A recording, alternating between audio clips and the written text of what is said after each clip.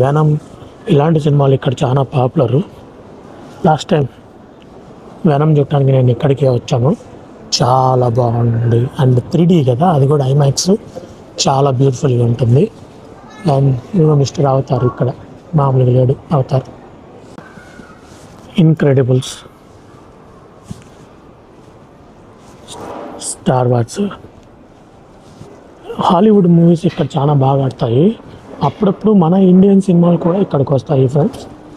అది కూడా చాలా పాపులర్ అనమాట. ఈ మధ్యకాలంలో తమిళ్ సినిమా ఒకటి ఇక్కడికి వచ్చింది, చాలా హిట్ అయిపోయింది ఆ సినిమా.